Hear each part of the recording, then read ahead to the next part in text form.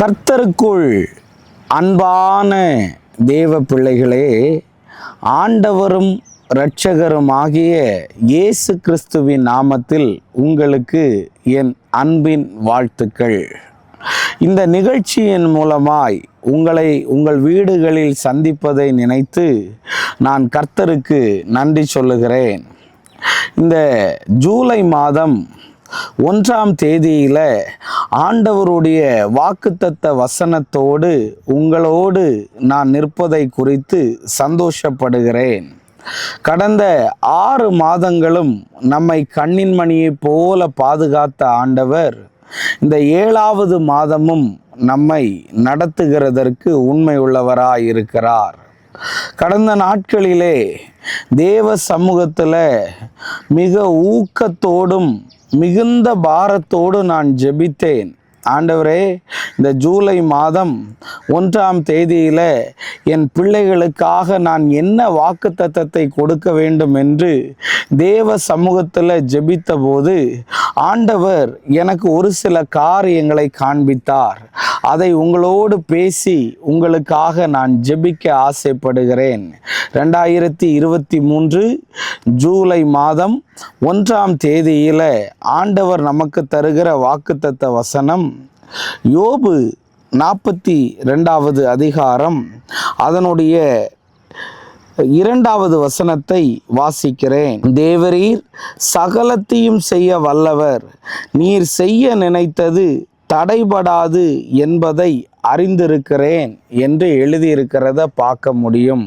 இந்த ஜூலை மாதம் 1ஆம் தேதி காலை நேரத்தில் கர்த்தருடைய வார்த்தையை கேட்டுக்கொண்டிருக்கிற எனது அன்பு சகோதரனே, எனது அன்பு சகோதரியே, ஆண்டவர் சொல்லுகிறார், இந்த மாதம் உங்களுக்கு தடைபடாதபடி அநேக ஆசீர்வாதங்கள் உங்களை தேடி வரப்போகிறது என்று ஆண்டவர் சொல்லுகிறார். கரங்களை உயர்த்தி ஒரு ஆமீன் சொல்லிருங்க பார்ப்போம். ஆண்டவர் சொல்றாரு, இந்த 7வது மாதம் தடைபடாது என்ற வார்த்தையை ஆண்டவர் உங்களுக்கு தருகிறார். தேவ சமூகத்தில் மிகுந்த கருத்தாய் நான் ஜெபித்த போது ஆண்டவர் எனக்கு சொன்ன வார்த்தை அதுதான், தடைபடாது என்று ஆண்டவர் சொல்லுகிறார். தேவரீர் சகலத்தையும் செய்ய வல்லவர், நீர் செய்ய நினைத்தது தடைபடாது என்று ஆண்டவர் சொல்லுகிறார். கடந்த 6 மாதங்களும் உங்களுக்கு எது எல்லாம் தடையா இருந்ததோ அது எல்லாம் இந்த 7வது மாதம் அந்த தடைகள் விலகி அற்புதமாய் மாறப்போகிறது. விசுவாசிக்கிறவங்க நல்ல ஆமீன் சொல்லியே ஆகணும். ஆமேன். இந்த வசனத்தை நான் தியானித்த போது ஆண்டவர் அநேக காரியங்களை உங்களுக்கு சொல்லும்படி ஏவினார். நேரம் எப்படி தகுமோ அதுக்கு தகுந்த மாதிரி ஒரு சில காரியத்தை உங்களோடு பேச விரும்புகிறேன். தேவரீர் நீர் சகலத்தையும் செய்ய வல்லவர், நீர் செய்ய நினைத்தது தடைபடாது என்று எழுதியிருக்கிறது. இன்னைக்கு நிறைய பிள்ளைகளுடைய வாழ்க்கையில பயங்கரமான தடைகள் இருக்கிறது. ஆனால் ஆண்டவர் இந்த 7வது மாதம் உங்களை பார்த்து தீர்க்க தரிசனமாய் சொல்லுகிறார், அந்த தடைகள் எல்லாம் உடைய போகிறது என்று ஆண்டவர் சொல்லுகிறார். ஆமீன் சொல்லுங்களேன். யோபுவை குறித்து இதை வேற யாராவது சொல்லியிருந்தா கூட நான் நம்புகிறதற்கு ஒரு காரணத்தை கேட்டிருப்பேன். ஆனால் யோபு இதை சொல்லுகிறதினால் நாம் நம்பிதான் ஆக வேண்டும். ஏன்னா வாழ்க்கையில தடைகளை மாத்திரம் அனுபவித்தவன் இந்த யோபு. தடைகளை மாத்திரம் அனுபவித்து கொண்டு வாழ்ந்து கொண்டிருந்த யோபு. இந்த யோபு சொல்லுகிறார், அவர் என் வாழ்க்கையில எல்லா தடைகளையும் தாண்டி நின்றுட்டு அவர் சொல்றாரு, நீர் செய்ய நினைத்தது தடைபடாது என்று சொல்லி. ஒருவேளை நீங்க அநேக தடைகளையோட கூட இருக்கலாம். ஆனால் இந்த 7வது மாதம் ஆண்டவர் சொல்லுகிறார், நீங்கள் தாண்டி செல்வீர்கள் என்று ஆண்டவர் உங்களுக்கு வார்த்தையை தருகிறார். யோபுக்கு அப்படி என்ன பிரதர் தடைன்னு கேட்குறீங்களா? யோபுவனுடைய சரீரத்தில் பயங்கரமான போராட்டத்தை பிசாசு கொண்டு வந்தான். அவனுடைய சரீரத்தினுடைய பலனை அவன் இழந்து போனவனாய் இருந்தான். ஆனால் அந்த தடையையும் அவன் உடைத்து எரிந்து வெளியே வர உதவி செய்தார் ஆண்டவர். இன்னைக்கு ஒருவேளை நீ உன் சரீரத்துல ஏதாவது பலவீனமோ, ஏதாவது வியாதியோ, ஏதாவது சுகவீனமோ உனக்குள்ளே இருந்து ஆனால் அது பிசாசு தான் தொற்றிருப்பான். ஆனால் இன்று அந்த தடை உன்னை விட்டு விலக போகிறது என்று ஆண்டவர் சொல்லுகிறார். யோபுவனுடைய பொருளாதாரத்துல பயங்கரமான தடை வந்தது. அவனுடைய ஒட்டகங்கள் எல்லாம், அவனுடைய ஆடு மாடுகள் எல்லாம், அவனுடைய சம்பாத்தியங்கள் எல்லாம் இழந்து போனான். அது ஒரு பெரிய தடைதான். அந்த தடையை தேவன் உடைத்த பிறகுதான் அவனை இரட்டிப்பாய் ஆண்டவர் ஆசீர்வதித்தார். ஒருவேளை என் கையில காசே தங்க மாட்டுக்கு பிரதர், எனக்கு வருமானம் பத்த மாட்டுக்கு பிரதர், ஐயோ எனக்கு இந்த பொருளாதார நெருக்கடியை தாங்க முடியல, வீட்டு வாடகையை கொடுக்க முடியலையேன்னு ஒருவேளை உனக்கு தடையா இருந்தது. ஆனால் அந்த தடைகள் இந்த 7வது மாதம் உடைய போகிறது என்று ஆண்டவர் சொல்லுகிறார். யோபுவுடைய குடும்பத்துல பயங்கரமான தடை. அந்த தடை என்ன? தன்னுடைய பிள்ளைகளை எல்லாம் அவன் இழந்து போனான். தன்னுடைய மனைவியின் நிமித்தம் பயங்கரமாய் தேவனை தூஷிக்கும்படி பயங்கரமாய் பிசாசு தடை பண்ணுகிறவனா இருந்தான். இன்னைக்கு உன் கணவன் உனக்கு தடையா இருக்கிறாரா? உன் மனைவி உனக்கு தடையா இருக்கிறாளா? உன் பிள்ளைகள் உனக்கு தடையா இருக்கிறாங்களா? இன்னைக்கு ஆண்டவர் சொல்லுகிறார், உன் குடும்பத்துல இருக்கிற தடையும் உடைய போகிறது என்று ஆண்டவர் சொல்லுகிறார். அடுத்து நண்பர்களால யோபுக்கு வந்த தடை. உன் வாழ்க்கையில சில காரியங்கள் நடக்கிறத பார்த்துட்டு நீ ஏதோ பாவம் செஞ்சிட்ட, அதனாலதான் உனக்கு இப்படியெல்லாம் நடக்குது அப்படின்னு சொல்லி நண்பர்கள் மாத்தி மாத்தி பழிக்கிறாங்க. பதில் சொல்லவே முடியல. இப்படியெல்லாம் அவனுக்கு பயங்கரமான தடை. இவைகளை எல்லாம் தாண்டி வந்துட்டு தான் யோபு சொல்றாரு, தேவரே நீர் சகலத்தையும் செய்ய வல்லவர், நீர் செய்ய நினைத்தது தடைபடாது என்று. எனக்கு பிரியமானவர்களே, இன்னைக்கு ஒருவேளை உன் சரீரத்துல தடை இருக்கலாம். ஒருவேளை உன்னுடைய பொருளாதாரத்தில் தடை இருக்கலாம். ஒருவேளை உன் குடும்பத்திலே தடை இருக்கலாம். ஒருவேளை உன் நண்பர்களின் மத்தியிலே, உன் உறவினர்கள் மத்தியிலே உனக்கு தடை இருக்கலாம். அந்த தடைகளை எல்லாம் உடைத்து எரிந்து ஆண்டவர் உனக்கு ஒரு அற்புதத்தை செய்ய போகிறார். ஆமென் சொல்லுங்களேன். யாத்திராகமம் 9வது அதிகாரம் அதனுடைய 28வது வசனத்தை நான் உங்களுக்காக வாசிக்கிறேன். இது போதும், இந்த மகா இடி முழக்கங்களும் கல்மலைகளும் ஒளியும்படிக்கு கர்த்தரை நோக்கி விண்ணப்பம் பண்ணுங்கள், நான் உங்களை போக விடுவேன், இனி உங்களுக்கு தடை இல்லை என்றார். இஸ்ரவேல் ஜனங்களை பல நாட்களாக பல வருஷங்களாய் தடை பண்ண வைத்தவன் தான் இந்த பார்வோன். அந்த பார்வோன் தேவன் செய்த, மோசையின் மூலம் செய்த சில அற்புதங்களை பார்த்து சொல்லுகிறான், நான் இனி உங்களை போக விடுவேன், இனி உங்களுக்கு தடை இல்லை என்று சொல்லுகிறான். இன்னைக்கு பல நாட்களாக பல வருஷங்களாய் பிசாசு உங்களை எந்த இடத்துல கட்டி வச்சிருந்தானோ, உங்களுக்கு ஒரு பாதை தெரியாதபடி, ஒரு பாதை கிடைக்காதபடி, அடுத்த கட்டத்துக்கு போக விடாதபடி பிசாசு எதிலையெல்லாம் தடை பண்ணி வச்சிருந்தானோ, அந்த பிசாசை ஆண்டவர் அந்த தடையை உடைச்சி சொல்றாரு, இனி உனக்கு தடை இல்லைன்னு. ஒருவேளை திருமண வாழ்க்கை தடையா இருக்குதா? குழந்தைகள் வர முடியாதபடி தடையா இருக்குதா? வேலையில தடையா இருக்குதா? ப்ரொமோஷன்ல தடையா இருக்குதா? ஆண்டவர் இன்னைக்கு சொல்லுகிறார், இனி தடை இல்லை. ஏனென்றால் அந்த பார்வோனுக்கு முன்னாடி தேவன் நிறைய அற்புதங்களை செய்த உடனே கட்டி வைத்திருந்த கட்டுகளை எல்லாம் மறுத்து, இரும்பு சங்கிலிகளை எல்லாம் மறுத்து தேவன் அற்புதத்தை செய்தார். ஒருவேளை தடைன்னு நீ சொல்லிக்கிட்டு இருந்தனா, கரங்களை உயர்த்துவனா உன்னை பார்த்து சொல்ல வரேன், இனி உனக்கு தடை இல்லை. ஓ, இனி உனக்கு தடை இல்லை என்று ஆண்டவர் சொல்லுகிறார். ஆமேன் சொல்லிருங்க பார்ப்போம்.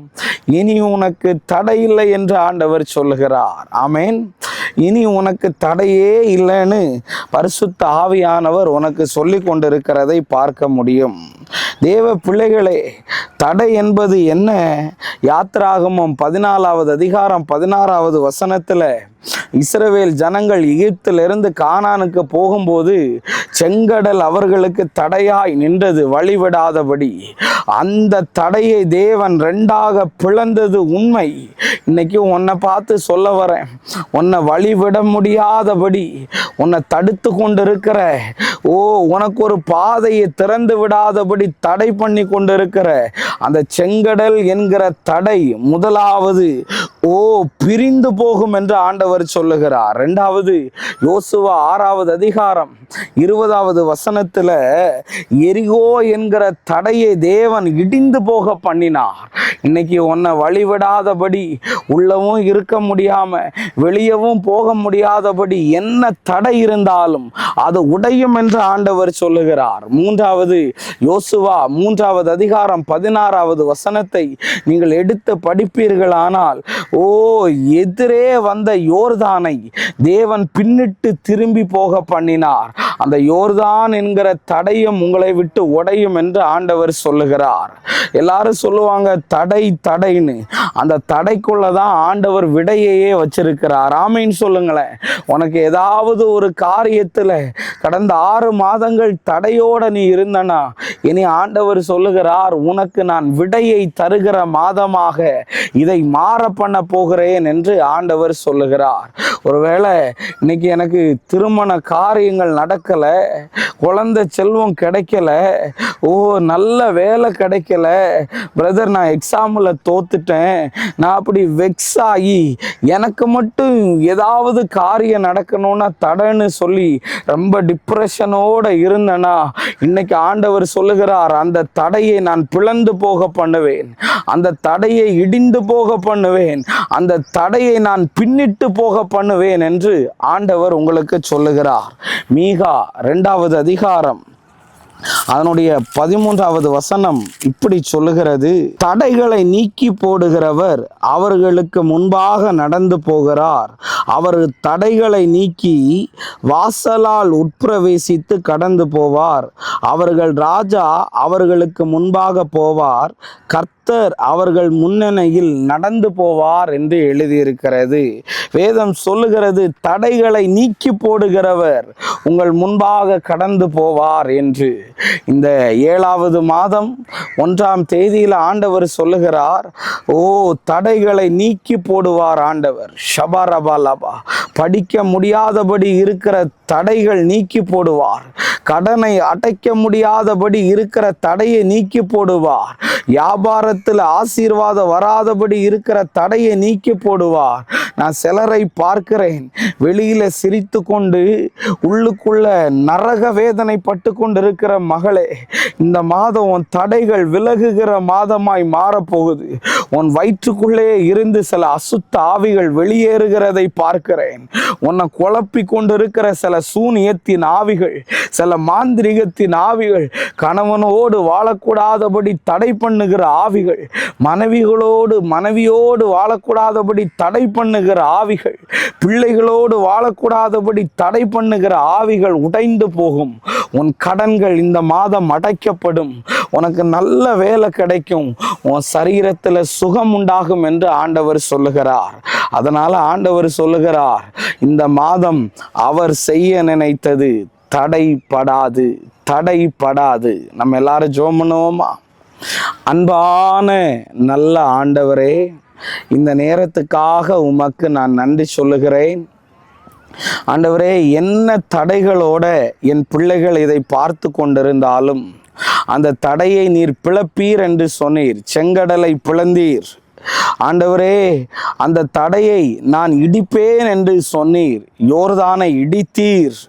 ஆண்டவரே, அந்த தடையை பின்னிட்டு போக பண்ணுவேன் என்று சொன்னீர், யோர்தானை பின்னிட்டு போக பண்ணினீர். ஆண்டவரே, இன்னைக்கு ரொம்ப வேதனையோடு ரொம்ப கஷ்டத்தோடு இந்த பிள்ளைகள் இதை பார்த்து கொண்டிருந்தால், ஆண்டவரே நீர் செய்ய நினைத்தது தடைபடாது. அப்படிப்பட்ட ஒரு அற்புதம் இந்த பிள்ளைகளுக்கு இந்த மாதம் நடக்கட்டும்.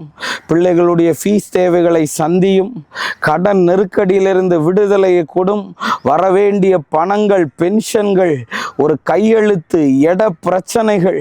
ஆண்டவரே, ஒரு பொண்ணு தீராத உதிரப்போக்கினால் கஷ்டப்பட்டு கொண்டு இருக்கிறாள். ஆண்டவரே, படுக்கையில படுத்து கொண்டு என் உயிரை எடுன்னு ஒரு தாயார் அழுது கொண்டு இருக்கிறார்கள். ஷபரபலபா ஹந்தரபலபா.